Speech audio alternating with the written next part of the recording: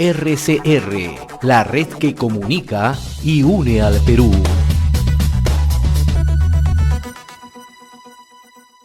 Bien, vamos a tomar contacto y le agradecemos como siempre la generosidad que tiene con RCR, Red de Comunicación Regional, al doctor David Tuesta. Él es presidente del Consejo Privado de Competitividad, es ministro de Economía y Finanzas. Doctor Tuesta, qué gusto saludarlo como siempre, muy amable. Gracias. Don José, ¿cómo está? Un placer como siempre. Leía con atención su artículo, ¿no? Radiografía de una mala política pública, ¿no? Y en realidad en estos momentos que vivimos en el Perú hay que tener mucha atención con lo que se está haciendo, ¿no? Y usted puntualizaba que cuando hay sesgos humanos y el oportunismo político, y a eso yo le quiero agregar, ¿no? Mucha inclinación ideológica, se toman las cosas pues por el lado no correcto, ¿no? Y usted hace una mención sobre la política de retiro anticipado de los fondos de pensiones, ¿no? Que han dejado un futuro incierto que muchos se niegan a ver en estos momentos, ¿no? ¿Qué tan incierto esta situación para los pensionistas en este momento, doctor Tuesta? Sí, el tema es que primero habrá que dividir entre de qué tipo de pensionistas estamos hablando, ¿no? Porque primero tenemos un gran porcentaje de la población que no tiene acceso a a ningún tipo de esquema de pensiones, la gran mayoría, 60, 70% que no ha aportado nunca a un sistema. Luego tenemos los que están en la ONP, que también, digamos, hay un porcentaje también que no llega a los números mínimos de años para recibir una pensión. Y luego están otro grupo que es menor, que básicamente representa o representaba un 15% de la población económicamente activa que eh, contribuían o ahorraban en un sistema privado de pensiones, en el sistema de AFPs. El tema central es que tenemos descuidado completamente a aquellos que no participan en un sistema de pensiones. Las políticas públicas no han avanzado hacia esa prioridad. La prioridad era justamente incrementar la cobertura, que haya más personas participando dentro del sistema o buscando de repente su participación a través de un esquema no contributivo, algún tipo de ayuda, algún sistema de manera claramente establecido. No se ha hecho nada durante todo este tiempo sobre ese grupo. Y luego está el tema de lo que está en el ONP, que también se ha abandonado durante mucho tiempo a muchos, ahí sí, contribuyentes de este sistema que han aportado y no van a recibir pensión. Recién algo se ha ajustado para que puedan empezar a recibir pensión con 10 años, ¿no? Entiendo que esa ley está próxima a entrar en vigencia. Y luego tenemos, evidentemente, esto que parece una buena noticia, que es el tema de que los que estuvieron en el FP pudieron acceder a sus ahorros, ¿no? Que estaban ahí guardados para el futuro. Y ahí entramos en esta situación bajo la cual el afiliado hoy en el corto plazo está feliz porque ha recibido su dinero. Es cierto que habían personas que lo requerían por las necesidades sanitarias o de liquidez, ¿no? Pero las políticas no han sido convenientemente equilibradas, ¿m?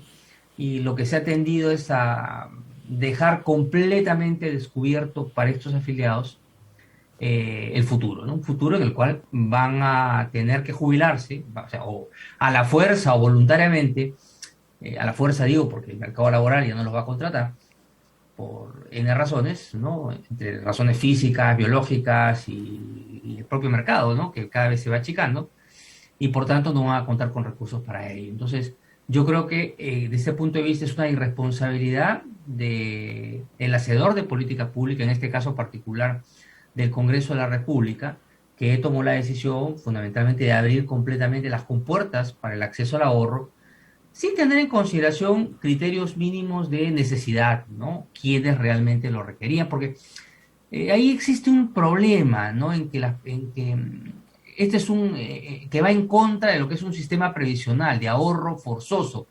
Y estos sistemas de pensiones en todo el mundo son forzosos, porque si no, nadie ahorraría.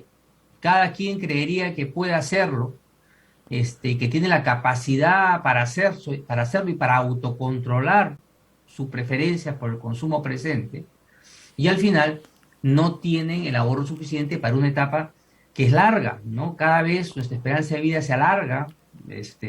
Uno se jubila ahora teóricamente a los 65. En promedio, la esperanza de vida al nacer está por encima de los 75 años, pero realmente el que llega a los 65 tiene una esperanza de vida incluso mayor, puede llegar a los 80, 85, entonces es un periodo largo sin trabajar. Entonces la gente tiende a minimizar ello, ¿no? Entonces prefiere que le hayan dado el dinero ahora, pero la verdad es que un político responsable, un técnico responsable debería tener en cuenta ese futuro. Y hoy lo que te dicen las cifras es que la pensión, sobre todo aquellos que han estado en la AFP, pueden haber disminuido de casi un 30%, ¿no? Como consecuencia de esos retiros al presente, ¿no? Entonces, ahí hay un serio tema que al final, como siempre, ¿no? Muy probablemente de acá a una década o dos, eh, se le va a cobrar a los contribuyentes, ¿no?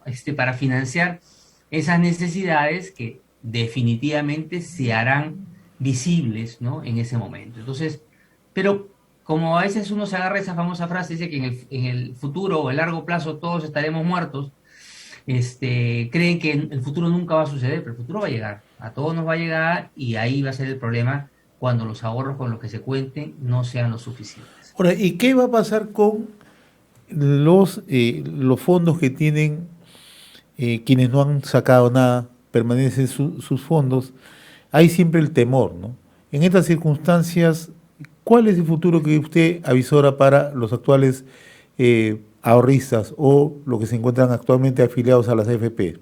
¿Es un futuro Bueno, promisorio que en el Perú o hay riesgos? bueno, hoy tenemos un riesgo evidentemente de confianza, ¿no? Con el nuevo gobierno, una confianza que esperemos logren reconstruir, pero aparentemente va a estar bastante complicado, que ha llevado justamente a que los inversionistas estén desconfiando hoy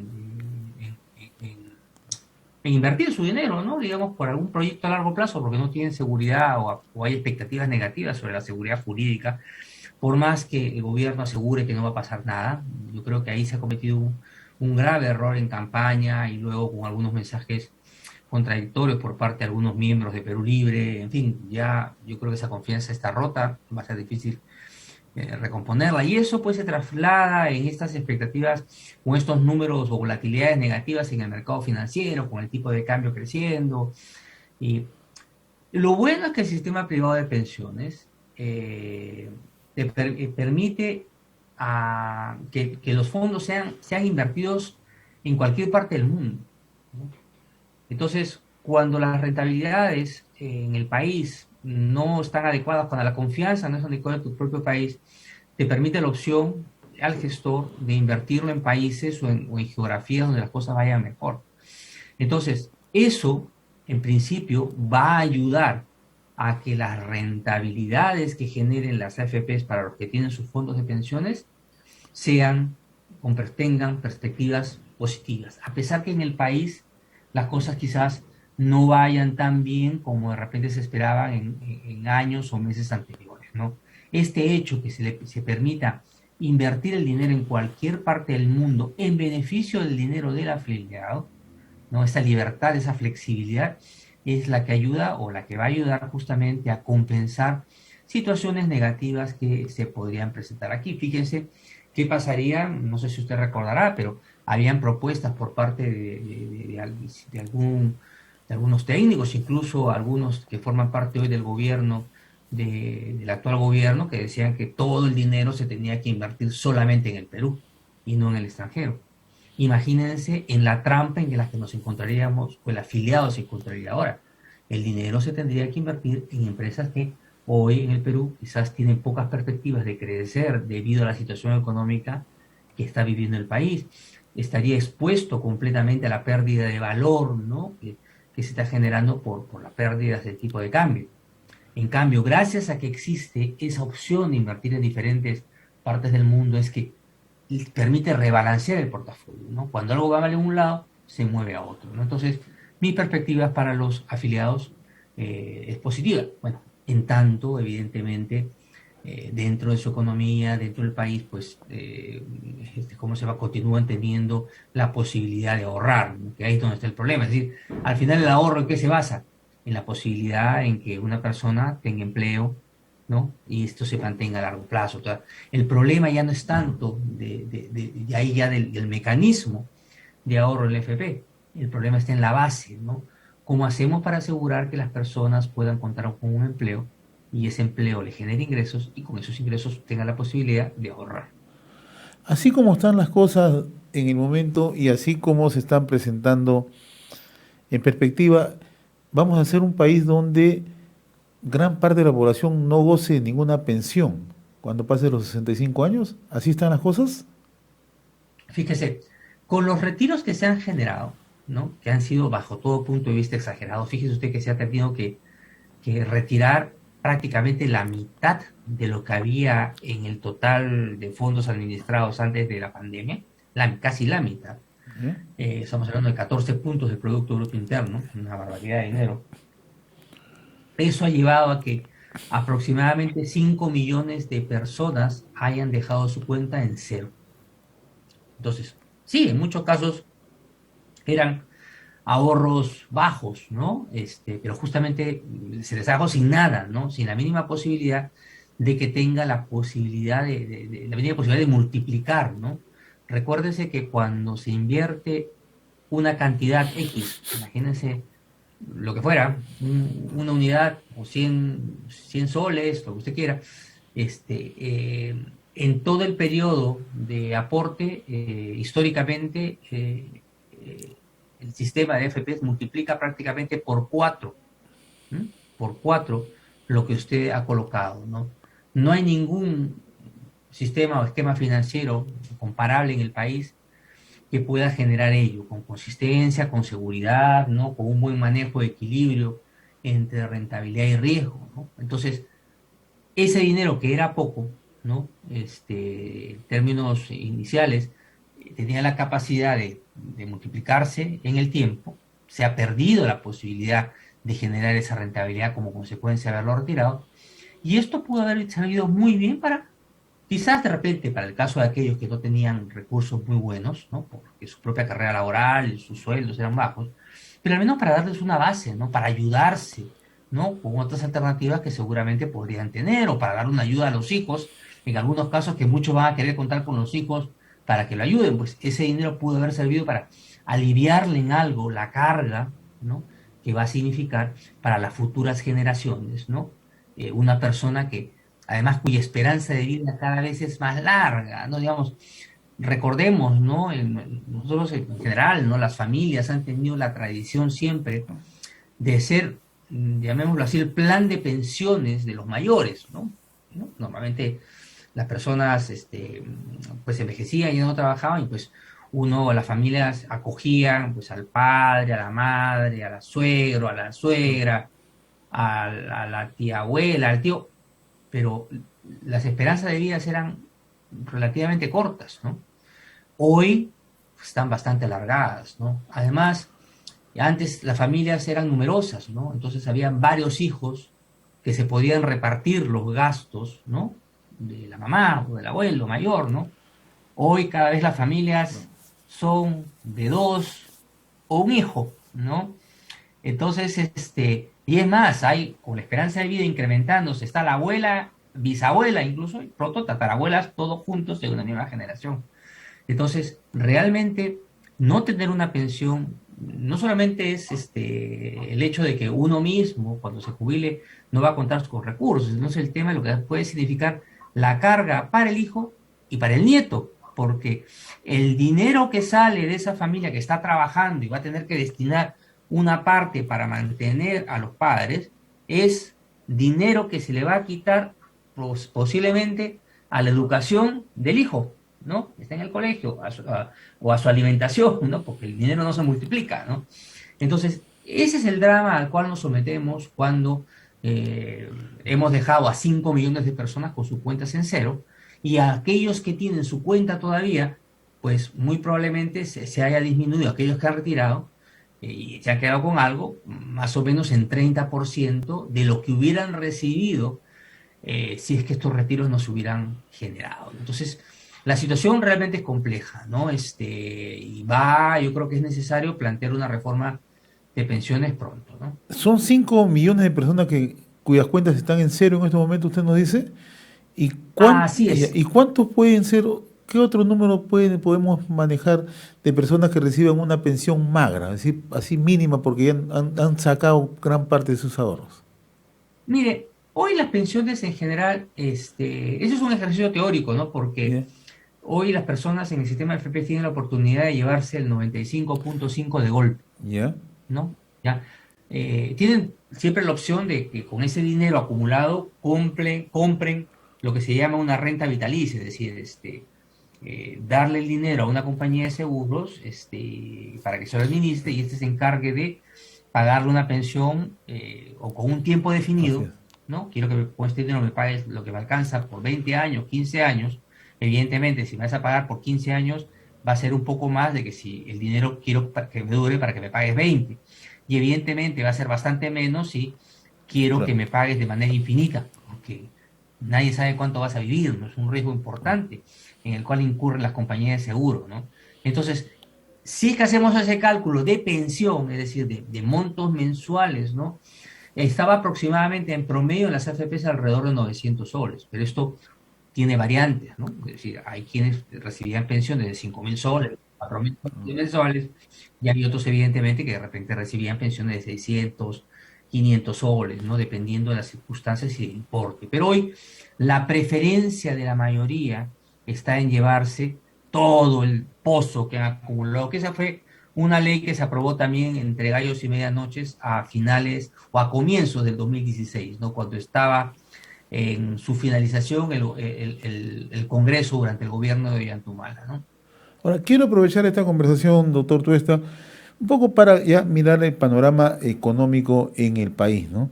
Y una situación bastante compleja, tenemos el problema de la pandemia, tenemos una crisis económica que se traduce en los resultados y adicionalmente una crisis política, ¿no? ¿Cómo está observando usted el panorama, no? Mucho se ha puesto la atención en las últimas semanas sobre el Banco Central de Reserva, ¿no? Incluso para frenar el alza del dólar, ¿no? Pero, ¿qué tanto puede hacer el Banco Central cuando tenemos un país que no ofrece predictibilidad? Mire, la confianza se pierde inmediatamente, ¿no? Eso es lo primero que uno debería entender. Y sin confianza, la posibilidad para que los agentes privados, los mercados, los inversionistas internacionales se animen a invertir es limitado, ¿no? Y de hecho, cuando una situación de desconfianza, lo que se produce es que los capitales salen, ¿no? Ya hemos visto, ¿no? Varias noticias y datos directamente, más que noticias de instituciones como el Banco Central de Reserva, por ejemplo, que indica que prácticamente un punto del Producto Bruto Interno en 3 meses, ¿ah? O sea, una cosa rapidísima, de nacionales, ¿no? Han llevado sus ahorros al extranjero, ¿no? Y eso lo puede hacer alguien que tenga medianamente ahorro, no tiene por qué ser muy rico tampoco para hacer eso. Pero eso implica claramente una desconfianza, porque dinero que sale del sistema bancario es dinero que ya no se presta para inversiones productivas. Dinero que no se presta para inversiones significa que hay menos crecimiento y hay menos empleo. Entonces, esa es una pequeña muestra de lo que está sucediendo. Ya varias empresas, a diferencia de años anteriores, ya han determinado el reparto de dividendos. ¿Qué significa? Normalmente cuando una empresa, las empresas grandes sobre todo, si tienen perspectivas de crecimiento económico, lo que hacen es, de sus ganancias, toman una parte y la reinvierten, ¿no? En nuevas plantas, ¿no? Nuevos complejos, ¿no? Imagínense una tienda de una cadena de centros comerciales o de supermercados, pues siempre, si ve que la economía está creciendo, siempre está buscando nuevos espacios dentro del país para construir un nuevo complejo, ¿no?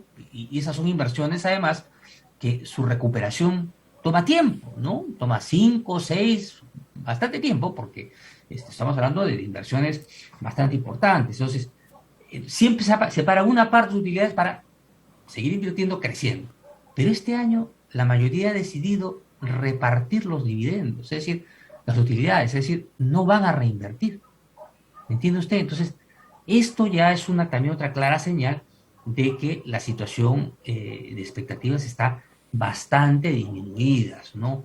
Muy probablemente este año vamos a crecer seguramente cerca del 10%, pero no se equivoque, ¿no? Ese crecimiento de 10 es un rebote, ¿no? Para que la gente le entienda, no es como que usted haya agarrado una pelota y se ha ido pues con todo al piso, ha caído 40 pisos, como 40% cayó hacia mediados del año, y usted cuando da un bote, ¿no? Tira con fuerza la pelota, pues rebota con fuerza también, pero ese rebote no significa nada, es simplemente producto de la propia fuerza y la inercia que se está generando, ¿no? Luego de ese movimiento.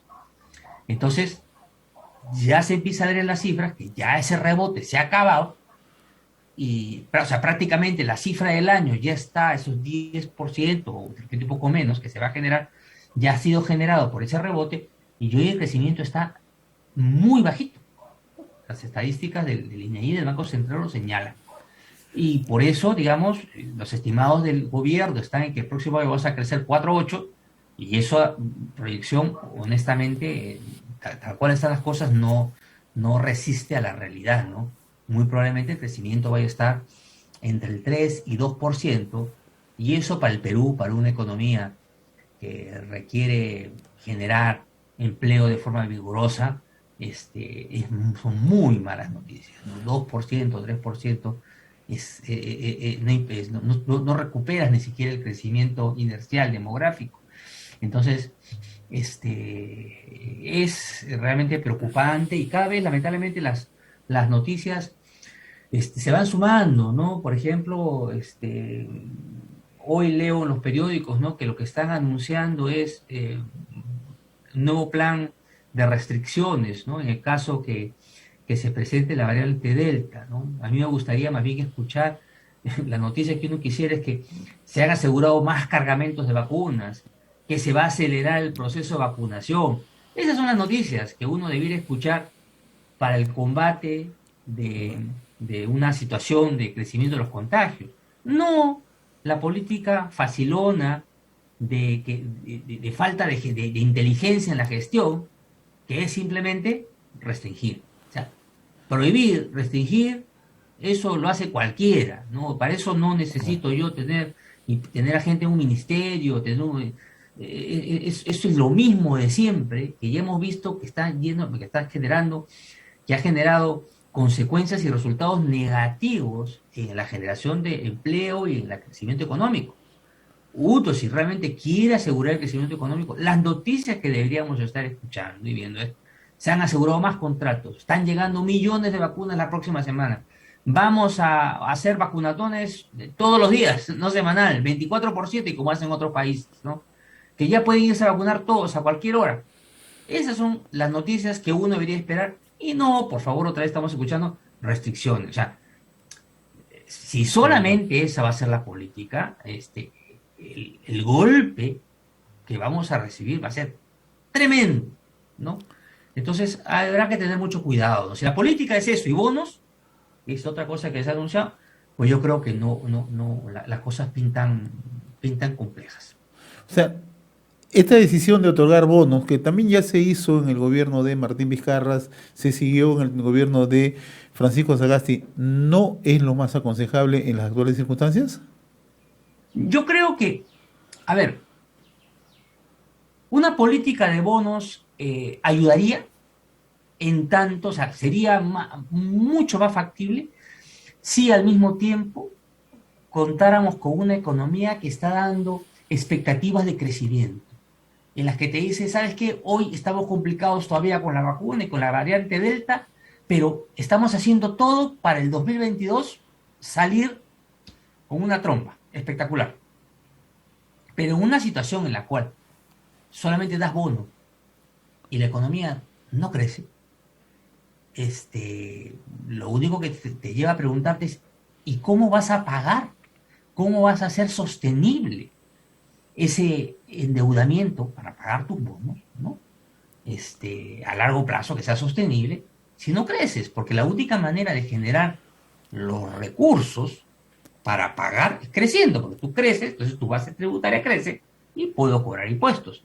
Pero si tu base tributaria no crece y solo estás repartiendo bonos, entonces la cosa pues no es complicada. O sea, esa política del bono, que me parece bien que sí se ve esa parte social, pero tiene que ir de la mano con una política de crecimiento, de confianza.